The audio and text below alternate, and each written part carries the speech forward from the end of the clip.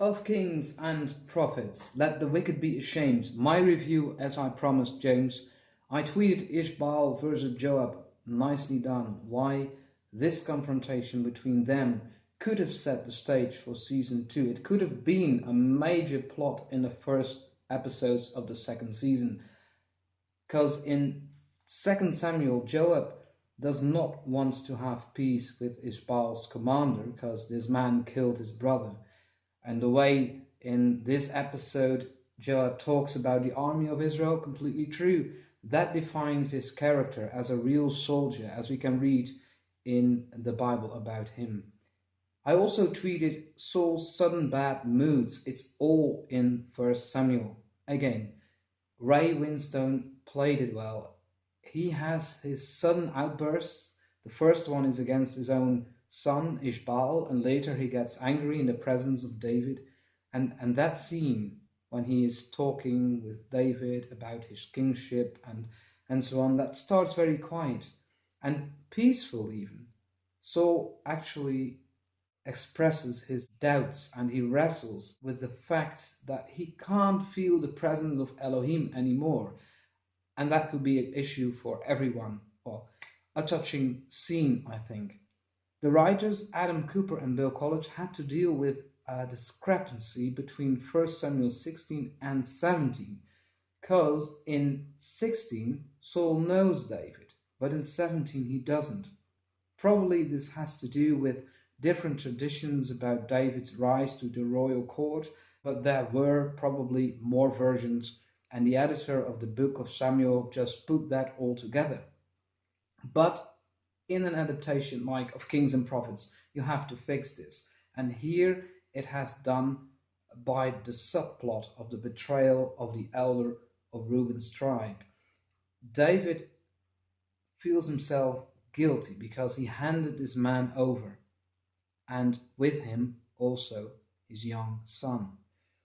And the way Saul deals with it, it's too harsh for David to handle. So he leaves the palace.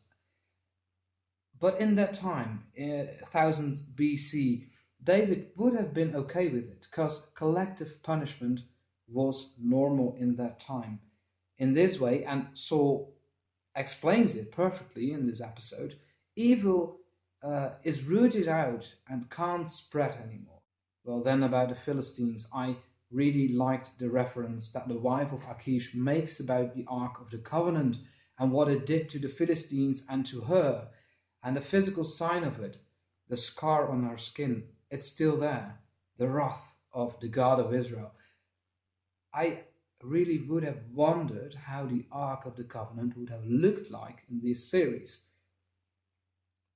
However, you can read about the Ark of the Covenant in I thought it was the 4th, 5th, and 6th chapter of the first book of Samuel.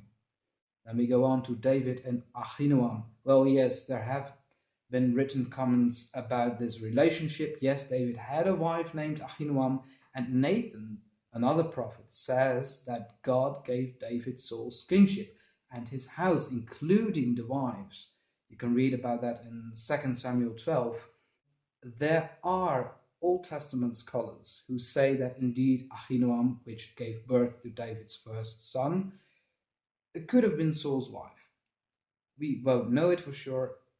And of course, well, in that time there were probably more women that went by that name. For example, I know 3 women named Eve.